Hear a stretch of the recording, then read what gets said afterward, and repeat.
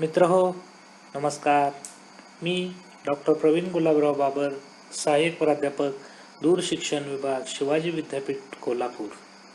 मित्रहो, आज आपण या लेक्चरमध्ये वित्तीय बाजार आणि संस्था या पेपरमधील एक अतिशय महत्त्वाच्या घटकावर चर्चा करणार आहोत. मित्रहो, हा पेपर MA भाग 1 सत्र 2 या सत्रातील जो महत्त्वाचा हा पेपर आहे तो पेपर म्हणजे वित्तीय बाजार आणि संस्था. या पेपरमधील अतिशय महत्त्वाचा जो घटक आहे तो घटक म्हणजे विदेशी विनिमय बाजार, फॉरेन एक्सचेंज मार्केट, याला आपण इंग्रजीमध्ये म्हणतो. मित्रहो, विदेशी विनिमय बाजार या संकल्पनेवर आज आपण या लेक्चरमध्ये सविस्तरपणे चर्चा करणार आहोत. मित्रहो, ही चर्चा करत असताना दूरशिक्षण केंद्रांतर्गत जे स्वयंअध्ययन साहित्य तयार केले जातं या स्वयंअध्ययन साहित्याचा आधार घेण्यात आलेला आहे. मित्रहो, फॉरेन एक्सचेंज मार्केट या संकल्पनेविषयी अभ्यास करत असताना आपल्याला अनेक मुद्द्यांचा सविस्तरपणे खुलासा आपण या लेक्चरमध्ये करणार आहोत. मित्रहो, विदेशी विनिमय बाजारामध्ये आपल्याला असं लक्षात आलं पाहिजे की बाजार म्हटलं की आपल्या डोळ्यापुढे एखादे ठिकाण येतं. असं ठिकाण येतं की ज्या ठिकाणी वस्तू आणि सेवांची खरेदी विक्री होत असते. पूर्वीच्या काळी हे व्यवहार वस्तू विनिमय पद्धतीने होत होते, त्यामुळे पैशाची गरज लागत नव्हती. वस्तू विनिमय पद्धतीत काही अडचणी आल्या आणि त्या सोडवण्यासाठी त्या अनेक प्रयत्न करण्यात आले. त्यातूनच पैशाचा चलनाचा उदय झाला. मित्रहो, असं आपल्याला म्हणता येईल. मित्रो, यापूर्वी आपल्या भारतीय संस्कृतीमध्ये वस्तू विनिमय पद्धत अस्तित्वात होती आणि ह्या वस्तू विनिमय पद्धतीमध्ये कालांतराने अनेक उणिवा जाणवू लागल्या आणि या उणिवा दूर करण्याच्या हेतूनं भारतीय अर्थव्यवस्थेमध्ये या चलनाचा किंवा पैशाचा शोध लावण्यात आला.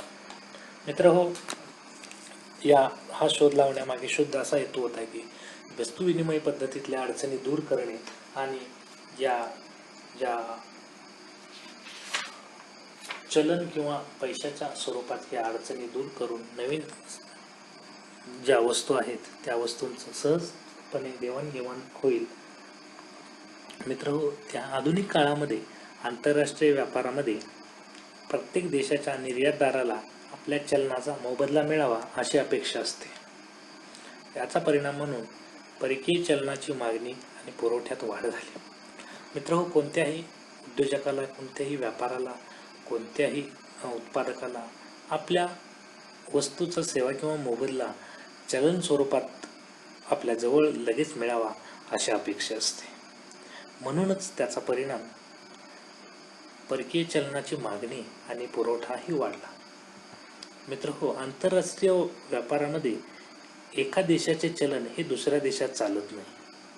तेव्हा असे जे व्यवहार करण्यासाठी विदेशी चलनाची जी गरज असते, म्हणजेच त्या ठिकाणी परकीय बाजार हा महत्त्वाचा ठरतो. मित्रहो, आपल्याला माहिती आहे कोणत्याही देशाचे चलन हे वेगवेगळे ठरलेले आहे. प्रत्येक देशाने आपल्या विनिमय पद्धतीमध्ये चलन हे ठरवून घेतलेलं आहे. उदाहरणार्थ, भारतामध्ये रुपया आहे, अमेरिकेमध्ये डॉलर आहे. अशा प्रकारे ही चलनाचे प्रकार त्या अर्थव्यवस्थेमध्ये वेगवेगळे आहेत. मित्र, तेव्हा परकीय विनिमय बाजार म्हणजे काय, ह्या विदेशी विनिमय बाजारांची काही व्याख्यांच्या आधारे आपण व्यवस्थित स्पष्टीकरण पाहूयात. मित्र, विदेशी विनिमय दराच्या व्याख्या आहेत. त्यामध्ये पहिली व्याख्या अशी आहे की विदेशी चलनाच्या खरेदी विक्रीचे व्यवहार ज्या बाजारात पूर्ण होतात त्या बाजारास विदेशी विनिमय बाजार असं म्हटलं जातं. मित्र, या व्याख्येवरून आपल्याला लक्षात येतं की विदेशी चलनाच्या खरेदी विक्रीचे जे व्यवहार आहेत, ते व्यवहार ज्या बाजारपेठेमध्ये पूर्ण होतात अशा बाजारपेठेला विदेशी विनिमय बाजार असं म्हटलं जातं. मित्रहो, दुसरी अशी व्याख्या आहे की परकीय विनिमय बाजार म्हणजे अशी व्यवस्था की जिच्या मार्फत विविध प्रकारच्या चलनाची, परकीय चलनाची किंवा वित्तीय साधनांची खरेदी आणि विक्री होत असते. मित्र हो, या परकीय विनिमय बाजाराचे निश्चित असे ठिकाण नसते. या बाजारामध्ये दलाल असतात. आधुनिक काळामध्ये संदेशवहन यंत्रणा अधिक गतिमान झालेली आहे.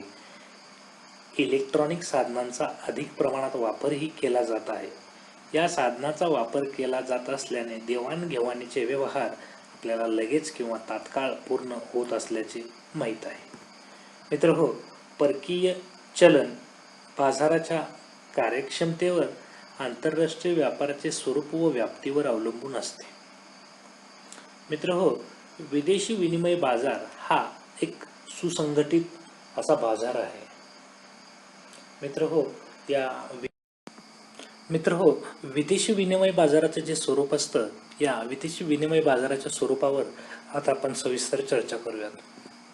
मित्र हो, विदेशी विनिमय बाजारामध्ये सर्वसाधारणपणे बँका, परकीय विनिमय दलाल, उद्योग संस्था, मध्यवर्ती बँका यांचा समावेश असतो. विदेशी विनिमय बाजारातील देण्याच्या पद्धतीमध्ये अनेक साधने वापरली जातात. ती साधने आपण जी आहेत त्यांची चर्चा खालीलप्रमाणे करणार आहोत. मित्रांनो, पहिलं जे साधन आहे ते म्हणजे डिमांड ड्राफ्ट, आपण त्याला DD असं म्हणतो. दुसरं साधन आहे मेल ट्रान्सफर. तिसरं साधन आहे विनिमय पत्रे. चौथं साधन आहे टेलिग्राफिक ट्रान्सफर. पाचवं साधन आहे प्रवासी धनादेश. इत्यादी प्रकारे मित्र हो, हे देण्याच्या पद्धती या विदेशी विनिमय बाजाराच्या स्वरूपामध्ये आपल्याला पाहावयास मिळतात. मित्र हो, या विदेशी विनिमय बाजाराचे जे देण्याची माध्यमं आहेत, ह्या बँका या 5 माध्यमांचा वापर करत असताना आपल्याला दिसून येतात. आणि या 5 माध्यमाच्या सहाय्यातून बँका व्यापारी वर्ग आहे, गुंतवणूकदार आहे, अनेक जे वर्गातील लोक या क्षेत्राशी संबंधित आहेत त्यांना परदेशातील विनिमय आणि आपल्या स्वदेशातील विनिमय यांची अदलाबदल करून ते देशातील विनिमय पद्धतीचा किंवा देशातील उपलब्ध चलनाच्या सहाय्याने ते पैसे त्यांना देण्यासाठी प्रयत्न करत असतात. मित्र हो, यानंतर आपण विदेशी विनिमय बाजाराचे जे काही प्रकार आहेत, या प्रकारावर आपण सविस्तरपणे चर्चा करणार आहोत. विदेशी विनिमय बाजाराचे एकूण मित्र हो 2 प्रकार आहेत. म्हणजेच ते आपल्याला असे सांगता येतील की स्पॉट विनिमय बाजार आणि फॉरवर्ड विनिमय बाजार असे 2 या विदेशी विनिमय बाजाराचे जे प्रकार आहेत यांची चर्चा आपण सविस्तर करूया. स्पॉट विनिमय बाजार हा पहिला बाजाराचा प्रकार आहे. मित्र हो, स्पॉट विनिमय बाजाराला हजर विनिमय बाजार किंवा तत्कालीन विनिमय बाजार असं म्हटलं जातं. याला इंग्रजीमध्ये स्पॉट एक्सचेंज मार्केट असंही म्हटलं जातं. स्पॉट विनिमय बाजारामध्ये लगेचच चलनाची परतफेड करावी लागते. म्हणजे परकीय विनिमयाच्या देवाणघेवाणीचे जे व्यवहार आहेत ते एका दिवसात पूर्ण केले जातात आणि हे व्यवहार ज्या दराने केले जातात त्या दराला स्पॉट विनिमय दर असे म्हटलं जातं. हजर दरात विक्रीचा जो खरेदीचा दर असेल तो वेगवेगळा असतो. हजर दरात अंतरण दर, टपाल अंतरण दर, केबल दर इत्यादीचा समावेश असतो. प्रचलित परकीय चलनाच्या मागणी आणि पुरवठ्याने स्पॉट विनिमय दर ठरत असतो. असं ही स्पॉट विनिमय दराचं स्वरूप आहे. मित्र, दुसरा जो प्रकार आहे मित्र हो, जो दुसरा बाजाराचा प्रकार आहे तो म्हणजे फॉरवर्ड विनिमय बाजार. मित्र हो, फॉरवर्ड विनिमय बाजाराला वायदे बाजार किंवा अग्रिम बाजार असंही म्हटलं जातं. या बाजारामध्ये भविष्यकालीन केलेल्या तारखेच्या दराने परकीय चलनाची देवाणघेवाण होत असते. या कार्य किंवा हे करार 1 महिना, 3 महिने, 6 महिने, जास्तीत जास्त 1 वर्षापर्यंतचे असू शकतात. तेव्हा चालू काळात प्रचलित दराने भविष्यासाठी खरेदी विक्री परदेशी चलनाच्या ज्या बाजारात होत असते त्याला आपण वायदे बाजार असं म्हणतो. ही खरेदी विक्रीचे व्यवहार ज्या दराने होत असतात त्याला वायदे बाजार असं म्हटलं जातं. मित्र हो, ही खरेदी विक्रीचे व्यवहार ज्या दराने होत असतात त्यालाही वायदे बाजार म्हटलं जातं. या दरामध्ये व्याजदर हा महत्त्वाचा असतो. जेव्हा खरेदीचा कालावधी जास्त असतो तेव्हा विनिमयाची बाजार किंमत ही जास्त प्रमाणात राहिल्याचे आपणास दिसून येते. मित्र हो, अशा प्रकारे हे थोडक्यात फॉरवर्ड विनिमय बाजाराचं जे स्वरूप आहे ते आपण या चर्चेमध्ये पाहिलेलं आहे. तर विदेशी विनिमय बाजाराची जी कार्य आहेत त्या विदेशी विनिमय बाजाराची कार्यांची चर्चा आपण सविस्तरपणे करणार आहोत. यामधील पहिलं जे कार्य आहे ते म्हणजे इतर देशाच्या चलनाचे एका देशाच्या चलनातील निधीचे हस्तांतरण करणे. मित्रांनो, दुसरं कार्य आहे दोन देशातील चलनाच्या आदलाबदल करून देणे. तिसरं कारण आहे परकीय चलनाच्या जोखमीचे व सट्टेबाजीचे प्रकार थांबवणे. चौथं कारण आहे विदेशी हुंड्यांच्या मागणीनुसार त्यांचा पुरवठा करणे. त्याचबरोबर मित्र हो, जी कारणं आहेत त्यामध्ये पाचवं महत्त्वाचं कारण आहे ते म्हणजे समशोधन ग्रहाची सुविधा उपलब्ध करून देणे. सहावं जे महत्त्वाचं कारण आहे ते म्हणजे अधिकारपत्र गोळा करून गरजूंना विकणे. जे सातवं महत्त्वाचं कारण आहे ते म्हणजे विदेशी विनिमय बाजारात विदेशी चलनाच्या खरेदी विक्रीचे व्यवहार पूर्ण करण्यासाठी त्यांना मदत करणे.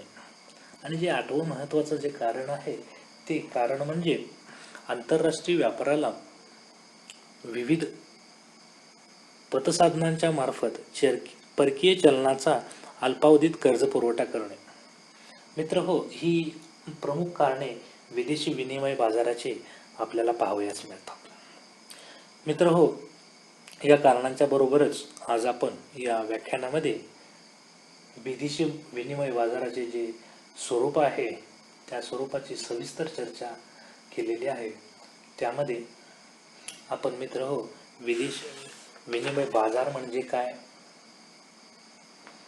विदेशी विनिमय बाजाराचे स्वरूप काय असतं, त्याचबरोबर विदेशी विनिमय बाजाराचे प्रकार काय आहेत आणि विदेशी विनिमय बाजाराची कार्ये कोणकोणती आहेत, या सर्व घटकावर सविस्तर चर्चा केलेली आहे. मित्र हो, या चर्चेअंती आज आपण इथेच थांबूयात. धन्यवाद.